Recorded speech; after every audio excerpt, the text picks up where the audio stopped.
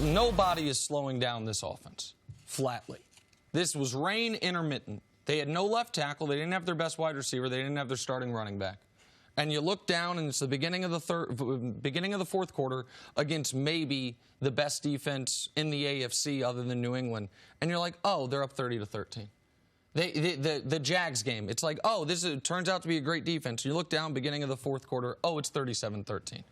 The Raiders game in between, they scored four touchdowns in the second quarter and then just put it in neutral and glided on home. It feels right now that if you have Andy Reid designing the plays and Patrick Mahomes throwing the football, almost all the other pieces are interchangeable. They didn't even have their best running back named Williams yesterday, and he's the one who makes the play that clinches the game late after Baltimore had a bit of a fourth-quarter rally. Patrick Mahomes just in uncharted waters now. We all said he can't match his 5,000-yard, 50-touchdown season. He's on pace for a 6,300-yard, 54-touchdown season, and he hasn't thrown an interception yet.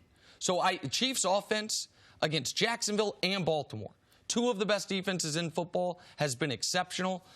We can only imagine what they're going to look like when they play some of the worst defenses in football. And the defense has clearly been improved. I'm not ready to say the defense is fixed yet, but the defense clearly is improved. Right now, the Chiefs, bless you, look like, if not the best team in football, clearly one of the top two. Yeah, they did a good job yesterday. You have to give their defense credit because what Baltimore offers and presents, it's a lot of stuff. Now, I do believe that Baltimore's passing game with Hollywood Brown, when he's healthy, he's only practicing 1 day a week, missed all the training camp. He's still got that Liz Frank where he broke his foot, still trying to heal from that. You could see as the game goes on, he starts to get a little bit of limp, and his speed was a little bit hampered, especially on a muddy track. Andrews, their tight end, their number one receiver, he was hurt during the week. He played in the game, didn't play real well. So they negated their tight ends from being able to be as effective. So that game plan right there was rock solid, and that was something Kansas City couldn't do before. This was a good football game because I remember Baltimore is going to be a good team in the end. I do believe these two teams will see each other. Andy Reid and the wide receivers thus far have done a tremendous job. They make spectacular catches. They run their routes at full speed. And regardless if they're the one receiver in the play or the number 4 from a priority standpoint, all their guys are making plays all over the field. So Patty Mahomes, too, because Tyreek Hill's not there and Kelsey is unselfish, he doesn't feel the demand that normal quarterbacks feel in, I got to get this guy the ball. I got to get this guy a certain amount of touches. I got to get this guy. The only difference when Patty Mahomes and the Golden State Warriors is Golden State was top 5 in defense when they won those championships.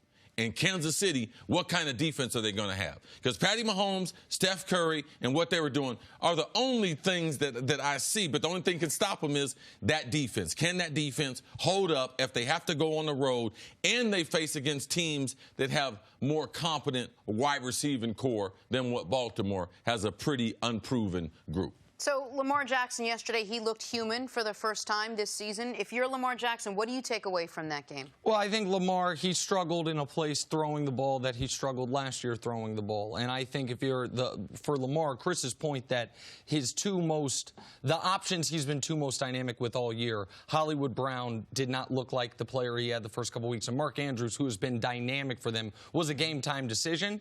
And you could see that he was not at 100%. But I think for Lamar, it was not going to, the MVP best passer in football season was not going to continue. He did make a couple spectacular plays in the attempted comeback. 2 fourth downs. One was very fortunate, wasn't picked. The other was a great play by him. And then the touchdown run to cut it to a 5-point game, pardon me, could have been a 3-point game if they got the 2-point conversion late in the game. He was electric, avoiding the rush again, and he was inaccurate with the football. I don't want to overreact to this game from Lamar. It was a bad game by him passing the football, but he was under duress a fair amount amount, and the Chiefs had a pretty good game plan, which was, if you're going to run the ball, go ahead and run the ball. And the Ravens had their plan was to run the ball, and then, to use the Warriors analogy, they went on that 18-4 run, and you get taken out of your running game, so now you have to throw it, and that's a situation I don't think Baltimore's going to find themselves in very often, where they're down 3 scores and you have to throw the football. The Chiefs did that to them, which is why, even though the Chiefs gave up 200 yards rushing, it didn't really hurt them in that regard. Yeah, ultimately, keep your eye on those rushing numbers, because if they're going to lose, time possession is going to be a part of it. A quarterback struggling in Kansas City throwing the ball? No. On a wet day? No. I'm not worried about that at all. His team was still in the position with the comeback. If you look at the lack of experience that the skilled guys have in Baltimore, they left Kansas City yesterday feeling good, saying, you know something, I hope we get another chance at them. Baltimore trying to get back on the winning track. I think they play Cleveland this week. This is 2 very good teams playing, and I don't think that Lamar is looking at this game as a negative. He knows he can throw the ball a lot better, but there were 4 or 5 balls that he had right off the fingertips of his wide receivers and his tight ends. Just barely missed him. He didn't turn the ball over, which was huge. And I thought you would love John Harbaugh's aggressive play calling yesterday, going for it on the touchdown, going for it on 4th downs.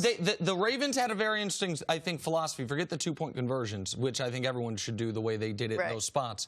But they clearly thought, you know what? Whether Kansas City's got 90 yards to go or 40 yards to go, they're going to be hard to stop. So our job is to keep the football. And so they went for a bunch of 4th downs. It didn't work out for them in this game, but I do agree with you. I do think it was the right call. Thanks for watching. Subscribe here to get the latest from the show. Also, be sure to check out more of the best clips from First Things First, or go watch a few segments from our other shows on FS1.